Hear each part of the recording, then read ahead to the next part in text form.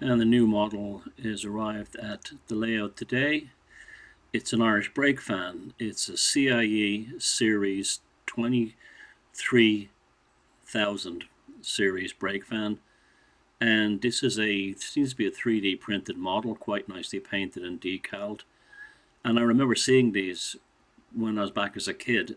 The model itself is fairly basic, but full captures all the charm of the original as I remember seeing them, particularly down in the goods yard in Euston Station in Dublin, when there used to be a sizable goods yard there. These were not like cabooses in America. These were literally for braking, although they did have some of the features that a caboose had, like heating and basic quarters for cooking and stuff like that. But the primary purpose was they operated as a brake, particularly when the locomotive was removed from loose coupled goods wagons, like the four-wheel goods wagons you see here.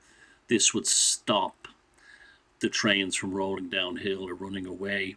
Also, the brakeman at the back, his job was also to put a lamp on this, a red lamp at the rear of the train, to show where it was, and if the train broke down or something happened, he was also responsible for putting explosive charges on the tracks about a mile down to warn oncoming trains, which would run over the explosive charges and warn them that there was a broken train ahead. Usually there were 6 of them on each side of the track. The 3 would go off together. So this is a nice model. I'm very glad I got it. I finally have an accurate Irish double O gauge brake fan, and I can run it on the end of the loose coupled trains now. About 50 of these were built in real life, and they, when about the 80s, I remember, even up to the 90s, there was only about 20 of them left in Ireland, mostly working on engineering trains, as good trains had switched over to vacuum and air brakes by then.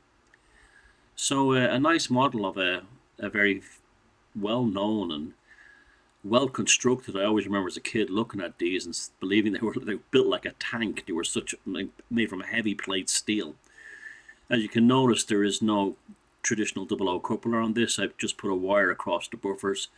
I think it looks better, and you can barely see it. And also, I don't want a big black coupler sticking out at the end of either end. I'll get a crude to put in this, and so that's it. The double O gauge model. I don't know who the manufacturer is of the ubiquitous CIE Irish brake fan, which ran from 1960, originally in grey livery, and then in the bauxite brown colour you see.